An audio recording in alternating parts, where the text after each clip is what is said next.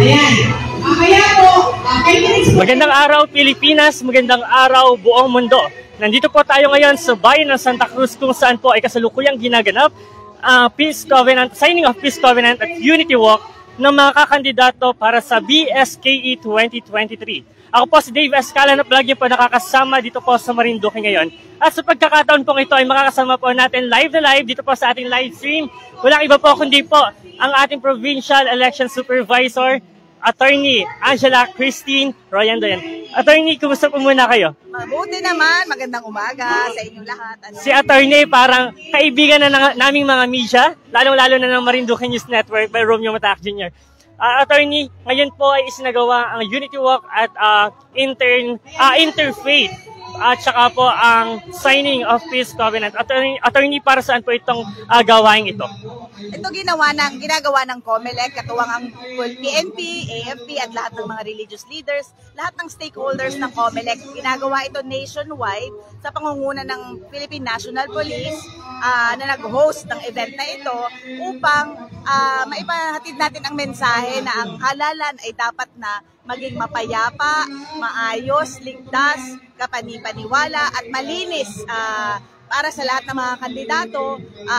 Yun lamang naman ang mandato nating lahat sa pagsasagawa natin ng halalan. Dahil ito ay isang political exercise na kailangan nating bantayan talaga ng bawat isa. Attorney, marami pong kandidato ang hindi po aware sa naging kaganapang ganito. Attorney, sino po ba dapat yung, saan po ba nanggagaling yung announcement na ganito? Ito po ay naka-announce naman sa mga Facebook pages at lahat po ng kandidato sa pamumuno ng kanilang mga kapitan at yung mga kasalukuyang nakaupo sa mga barangay, ipinahatid po yan. Ito naman po ay invitasyon lamang, hindi po ito required sa bawat kandidato. So yung lahat lamang po na gusto makilahok, ay di sila po ay wini-welcome natin sa event na ito. Ito naman ay ito ay simbolo lamang na ng kanilang pakikiisa sa pagsasagawa natin ng mapayapang halalan. Attorney, lagi po laman ng mga balita yung tungkol sa premature campaign. Attorney, ano pong update po dito sa ating lalawigan? Mayroon po ba tayong cases o naitalang mga record ng premature campaign? Meron tayong may mga nag-report na mga allegedly nag-violate daw ng rule on premature campaigning. But then, syempre, with due process, kailangan pa rin naman natin silang pagbigyan ng pagkakataon na masagot yung mga allegation laban sa kanila. Hindi natin sila sinisingle out o inaakusahan agad, pero dahil tayo may na-receive na report, ay kailangan naman aksyonan ng COMELEC itong mga na-receive natin na report. At mahalaga po na kapag po naglabas o nag-release ang COMELEC ng show cause order, ay ito po ay kailangan sagutin within 3 days. Within 3 days, yan po tatandaan. Yun naman pong ang makagandahan, yun pong mga na-servan natin ng show cause orders, sila po ay sumagot within time. At kasalukuyan pong ini-evaluate ng ating task force on premature campaigning yung kanilang sagot. At pag-usapan naman po natin ang tungkol sa mga materyales o objects or items na pwedeng gamitin ng mga kakandidato. Ano po kaya itong mga ipinagbabawal at ano po yung pwede? Basically, ang rule lang naman talaga ay bawal lumagpas sa 5 pesos yung ating mga gagastusin per voter.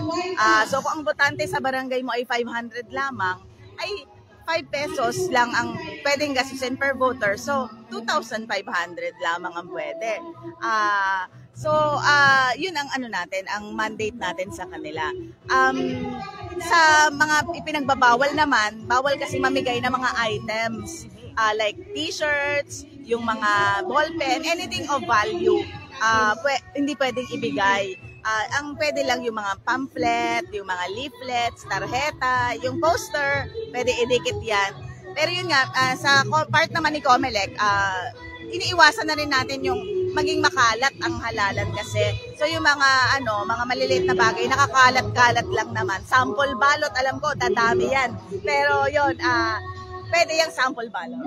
Attorney, pansamantala po muna natin puputulin dahil makikita po natin na kasalukuyan na pong isinasagawa ang pagpapalipat ng mga dove dito sa isinasagawang Unity Walk, Interfaith at saka signing of Peace Covenant. Kaya pansamantala po muna natin puputulin ang ating panayam kay Attorney Christine Angela Royan-Doyan. positive attributes of hope, honesty, unity, and love. On my count, please release the dove. On my count, on the count of three, release the dove. 1, 2, 3. A round of applause. A round of applause.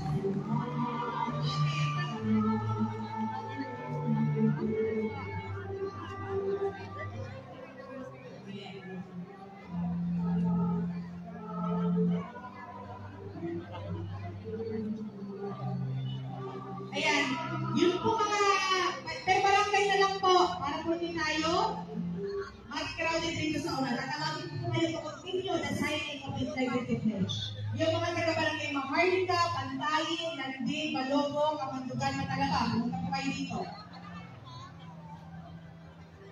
Para po makapag-picture na rin po kayo while signing. But before yung ating po pala muna mga visitors, dyan lang po muna kayo sa tent. Yung mga bisita po natin, Pastor, from DepEd, Comelec, pakisign po sa dyan lang po muna kayo. Please follow this. At muli po mga kababayan, kami po ay nagbabalik.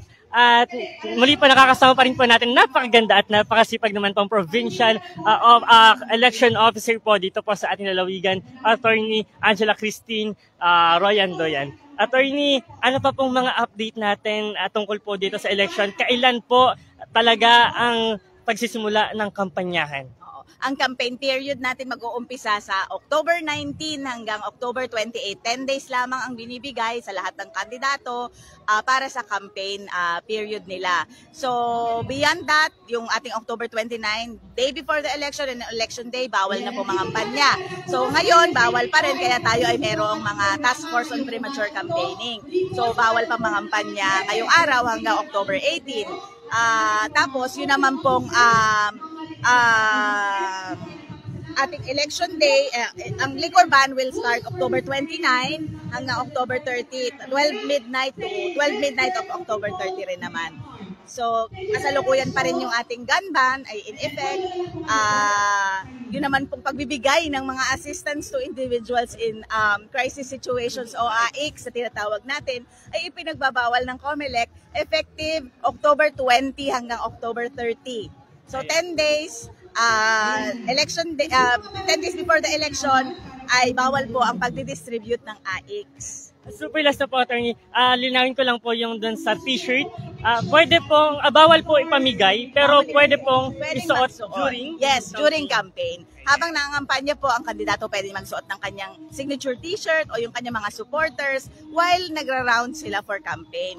Pero yun pong ginagamit para sa pamimigay, nag-aabot ng mga t-shirt habang nangangampanya, bawal po. Yun ang pinagbabawal natin. Ayan.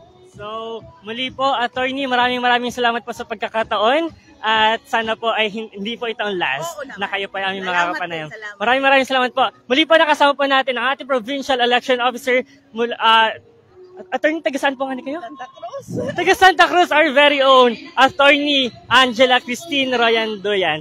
Muli po, maraming salamat mga kababayan sa palagi ang pagsuporta sa Marinduque ngayon. Para sa mga sarong kaganapan sa sentro ng Pilipinas, magaling niyo po mag-follow sa ating official Facebook page, facebook.com/Marinduque ngayon. Ako po si Dave Escala, Serbisyo Publiko para sa Marinduqueño.